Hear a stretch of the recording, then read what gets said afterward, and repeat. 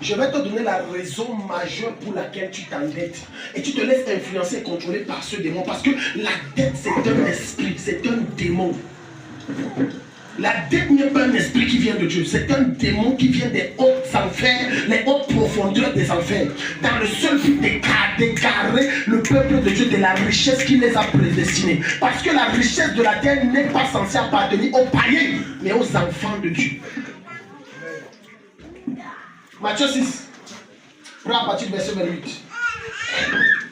Je vais te montrer ce qui t'amène à t'endetter. Allons-y. Et pourquoi vous inquiétez au sujet du vêtement? Tu as vu, voilà. Considérez comment croire. Attends, pourquoi tu t'inquiètes pour le vêtement? Dans le vêtement, il y a quoi? Il y a quoi? Dans le vêtement, il y a quoi en dehors des chaussures? Il y a le loyer. Il y a encore quoi?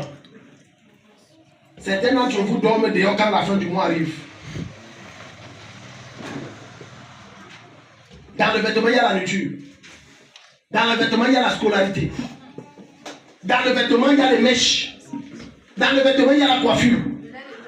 Le lait de toilette, tout ça c'est dans le vêtement. Il dit pourquoi tu t'inquiètes pour tout ça? C'est ton inquiétude qui t'amène à t'endetter. Pourquoi tu te stresses alors que Dieu, ce n'est pas le temps de Dieu pour que tu possèdes ce que tu veux là. Ce n'est pas son temps. Il a un temps pour que tu possèdes, mais ce n'est pas maintenant. Patiente. Amen. Amen est fini. Amen. Tu es pressé pourquoi? Non, tu crois que comme Dieu a donné la prophétie là, demain tu dois aller. Non, le Seigneur dit, regardez, quand Dieu parle, il n'a pas besoin que tu l'aides. Sa main est tellement longue qu'elle le fait simplement. En français facile, ça veut dire que quand Dieu est derrière un projet, ça se passe avec facilité. Amen. Il y a les aides destinées qui viennent de partout. Le premier culte, il y a un de mes fils là, premier-né de sa mère. Il est venu donner le témoignage. Il dit ici que les gens... Il dit que pour donner les dossiers arrivés au truc de la gendarmerie, on faisait courir les jeunes. Que courir venait déposer. Lui marchait comme un grand, on n'a pas interpellé. Et ce n'est pas tout. Il arrive là-bas, il n'a pas de bic. C'est un homme en tenue qui se lève, qui enregistre, qui dit prends. Tu as vu ça où? Formation. À la formation, je me lève, c'est possible. Vous êtes sérieux? Et on lui donne. Ce n'est pas tout. Il retire l'argent pour payer, on passe sur la machine, on dit non, ce ne sont pas les bombiers. Une femme dit, mais toi là je te connais. Il dit que vraiment il ne connaît pas la femme, il ne sait pas où on s'est vu. Elle dit que ton problème c'est quoi? C'est tel. Il retire que donne-moi ton argent. Quand tu es quelque part, pas d'effort, pas de corruption, pas d'endettement. Non, rien que Jésus. Tu es là, tu forces les choses, tu forces. Écoute-moi, chaque fois que tu t'engages dans un projet, quel que soit le projet, et que tu as l'impression de forcer, arrête.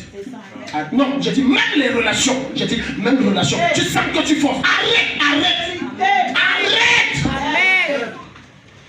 Ce n'est pas forcément un démon qui est là. C'est possible que c'est l'ange de Dieu qui se dresse contre toi et dit tu parles. La voix là, ça va t'égarer. Arrête. Quand tu sens que l'affaire où tu te lances, tu forces. Il faut forcer. Payer le truc, il faut forcer. Payer telle chose, il faut forcer. Même appeler, ce n'est que toi qui appelles. Les SMS, ce n'est que toi qui envoies les SMS. Toi, c'est comme s'il n'a même pas ton temps. Ou elle n'a pas. Tu forces. Arrête. Amen. Amen. Amen. Sinon, tu vas entrer dans le mariage de si j'avais su.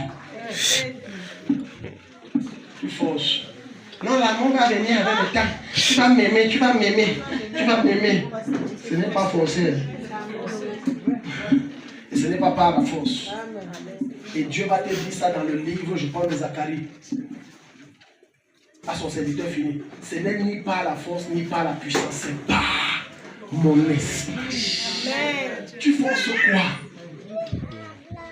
Non, ça va donner. Tu as déjà perdu 500 000 dans le business. Arrête comme ça. Non, ça va donner. Il faut que je mette. Tu as dit enseigné que c'est la persévérance. C'est la persévérance. Mais ce matin, je t'enseigne qu'il faut aussi voir si tu es dedans. Amen. Sinon, tu vas croire que je contredis mes enseignements. Je ne contredis pas. Il y a la persévérance. Mais avant ça, demande-toi, est-ce que tu es dedans? Est-ce que je suis dans le bon chemin? Sinon, l'âne de Balaam va venir t'enseigner ici ce matin.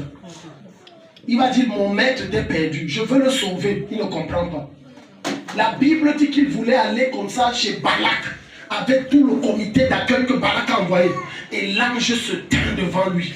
Et l'âme a vu l'ange, mais le grand prophète n'a rien vu. Il y a des gens que malgré leur profondeur d'intimité avec Dieu, lorsque leur cœur est déjà envahi et dominé par la convoitise de ce qu'ils désirent,